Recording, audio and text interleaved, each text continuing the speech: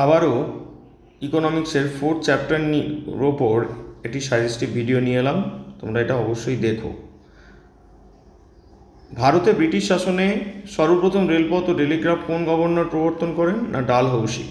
Suez খাল চালুর বছরটি হল 1869। স্বাধীনতার প্রাককালে জনসংখ্যার বড় অংশ যে ক্ষেত্রে নিযুক্ত ছিল সেটা কৃষিক্ষেত্র। ভারতে বৈদেশিক বাণিজ্যের অর্ধেকের বেশি কোন দেশের সঙ্গে জড়িত ছিল? না, ব্রিটেন। ঔপনিবেশিক সময়ে সৃষ্ট বাণিজ্য ভারসাম্যহীনতা সাধারণত যাদের পক্ষে ছিল তারা হলো ঔপনিবেশিক স্থাপনকারী শক্তিগুলির ওপর।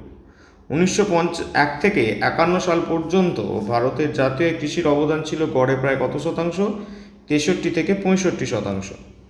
ভারতের উপনিবেশিক স্থাপনের পূর্বে ভারতকে কি বলা হতো? সোনার পাখি। ভারতের অর্থনৈতিক সম্পদের নিষ্কাশন তত্ত্বের প্রবক্তা হলেন কে? দাদাভাই নৌরোজি। তারপরে কোয়েশ্চেন হচ্ছে, ঔপনিবেশিক অতীতে ভারতীয় কৃষিতে ড্যাশ হয়েছিল বাণিজ্যিকীকরণ। ব্রিটিশ পণ্য ভারতে কি সুবিধা দিয়ে আমদানি করা হয়েছিল? করমুক্ত। একটা এরপরে কলাম ম্যাচিং আছে, কলাম ম্যাচিংটা দেখো। অ্যাসারশন রিজনটাও দেখবে।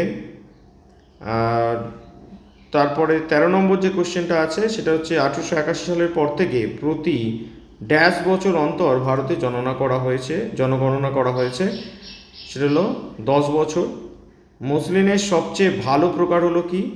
না, মলমলে।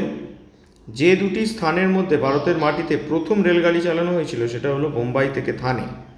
নিচের কোনটি হস্তশিল্প ধ্বংসের কারণ? সেটা হলো ব্রিটিশ শাসনের শুল্ক নীতি। কত সালে বাংলার বরাকরে স্থাপিত হয় বিসকো? সেটা হলো 1875। স্বাধীনতার প্রাককালে ভারতের মাথাপিছু আয়ের বৃদ্ধির হার ছিল কত? না, 0.5%।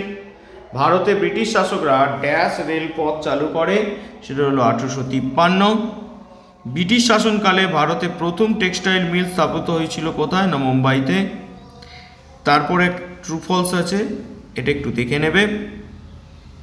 তারপর বলেছে ভূমি রাজস্ব সম্পর্কিত জমিদারি ব্যবস্থা কাজ করত মধ্যস্বত্বভোগীদের মাধ্যমে, তাদের কি বলা হতো? না, জমিদার। বাণিজ্যবাদের যুগ বলা হয় কোন সালকে?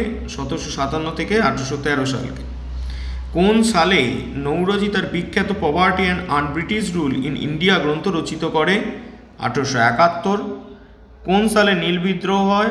1854। এরপরে আরেকটি কলম ম্যাচিং অ্যাসেশন রিজন আছে, আরেকটা কেস স্টাডি দিয়েছি, সেটা হলো 27 নম্বর কোয়েশ্চেনটা।